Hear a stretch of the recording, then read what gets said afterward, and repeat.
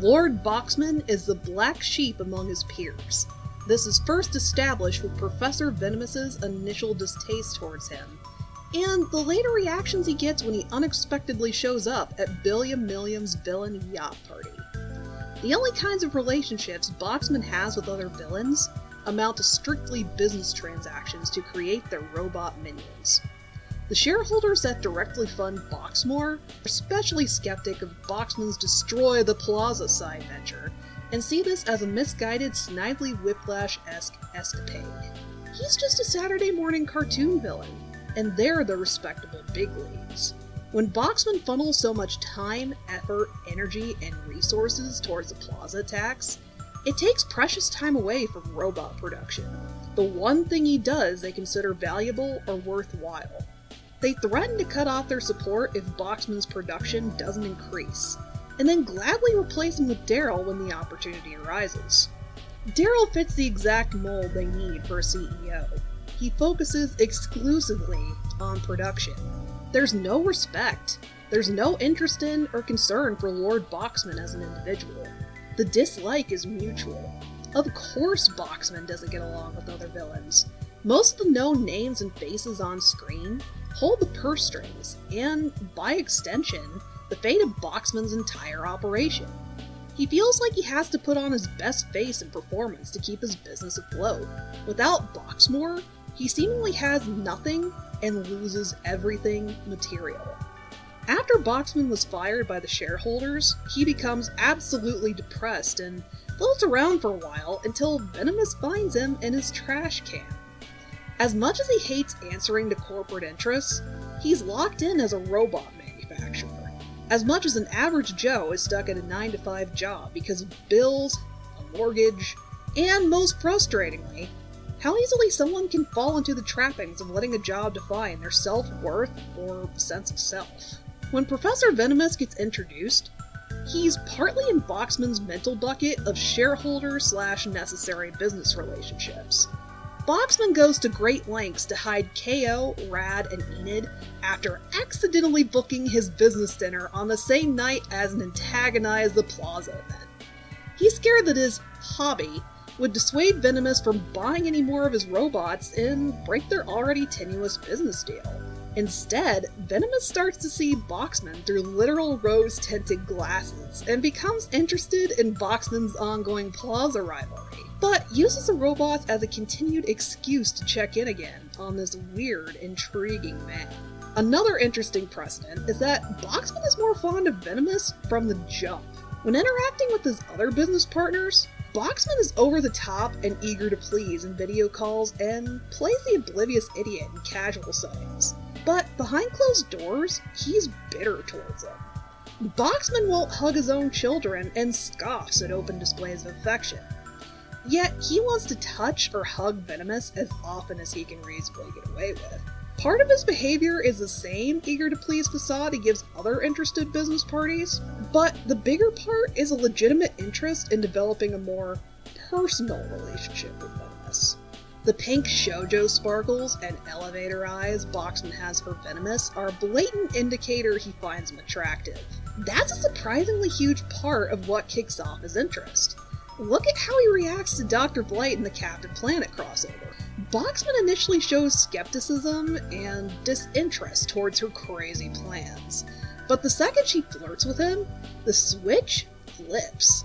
The promise of romantic interest grants her access to the full power and force of Boxmore. When she leaves at the end of the episode, Boxman is disappointed. He wanted to continue their partnership, especially their potential interpersonal one. In Venomous's case, he gets extra points for joining in on the fight after the Plaza Brats interrupt dinner. He asks about the design and Lego brick-esque connectivity of the box spots.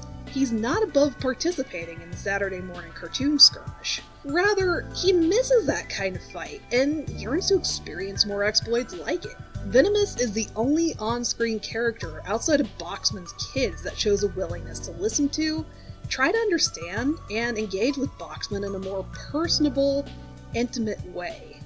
Professor Venomous fell into villainy after he lost his powers and realized how overbearing he found the moral code heroes have. Being a villain comes naturally to him. He likes the fruits of his labor and the vast amounts of wealth, prestige, and material power that he can gain. Fast forward to present day in the series, and he's a picture of a successful villain. He figures out the easy button for amassing stupid amounts of money by threatening a congresswoman with a death ray.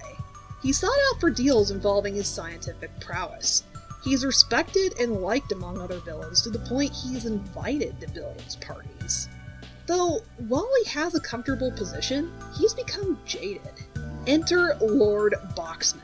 Compared to the villains Venomous is used to, Boxman dances to the beat of his own drum. He's more interested in defeating the Plaza than an endless vie for prestige, wealth, or power. He says he doesn't care what the other villains think of him, and how he does things. No matter what happens, he's going to carve out his own path as a villain and do what he wants to with his life. Somehow, Venomous got tied up in a new, different kind of bureaucratic process as a villain. As a hero, he felt like an outcast and a loser everybody looked down on without superpowers. As a villain, he has everything he thought he wanted, but it was more of a means to make up for what he lost. It was more compensating and filling in an existential hole, versus actually taking meaningful control of his life. In stark contrast to that, Boxman knows exactly what he wants and puts his all into every pursuit. Consequences and obstacles be damned. Collaborating with Boxman is an epiphany. Dreaming up new schemes and plots to challenge the Plaza is fun. It's fulfilling and satisfying to Venomous in a way that heroics and solo villain adventures weren't. There's one scene in particular after Boxman and Venomous join forces for the first time, and lose spectacularly. Both of them are smiling. It's joyous. Boxman was down and out without Boxmore, but building Fink's attack trike was a spark of hope that he can rebuild, even if it's from the ground up. Venomous just lost his nice house and all of his current material possessions because Boxman blew everything up. But then Boxman turned around and presented the exact existential solution Venomous didn't know he needed, by suggesting attacking the Plaza. It's the dinner party attack, but this time, Venomous was a full part of the planning phases. He gets to share in and fully experience the devil-may-care and more whimsical parts of being a villain he thought were long gone. Venomous offers to buy out Boxmore and root out the shareholders. Finally, Boxman is free of one of the bigger obstacles between him and his all-time favorite venture. Not only does Boxman have free reign, but also the equal partner he so desperately desired. Someone that's on his same wavelength and as invested in his kind of villainy as he is. Another important dimension to Venomous's character is his destructive spiral as shadowy Venomous. Finding that missing piece in Boxman and Boxmore respectively isn't a magic solution. There's significant baggage in how much emphasis Venomous placed on his need for power. This was such a huge quest and chunk of his life that it's difficult to give up on the idea entirely. It's similar to how some people spend so much time chasing after a specific job title or promotion that this elusive thing becomes an important part of what defines them or contributes to their sense of self-worth. Venomous left Carol because of a gross misunderstanding that she saw him as weak. He was missing the value he assigned to superpowers for so long that every new solution was always a band-aid or stopgap. Someone can find a thing or circumstances that significantly improves their life, but they need to see and recognize this psychologically too, for it to be completely effective.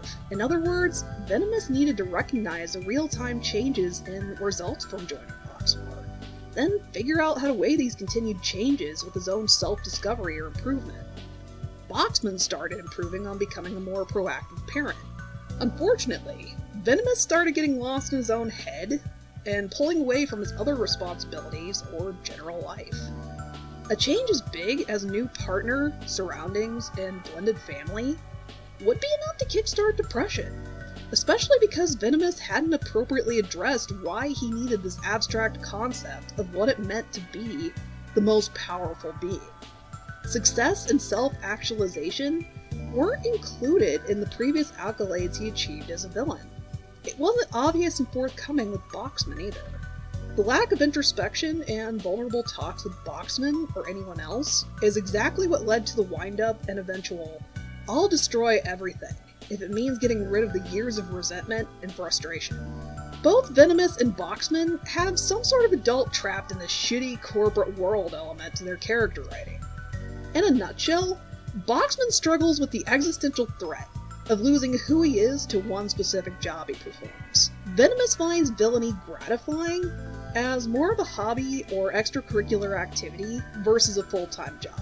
He's successful at it, but the version he's successful at is more of a distraction or a means to fill in a missing part of himself than true interest in his corporate role.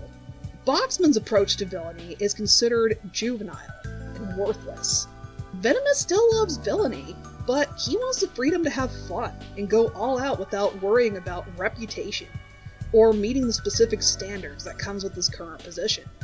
In 2024, after the various rise of corporate buzzwords trying to guilt employees back to pre-pandemic work standards, and inflation versus stagnant wages, there is new weight to the Boxman and Venomous character allegories, respectively.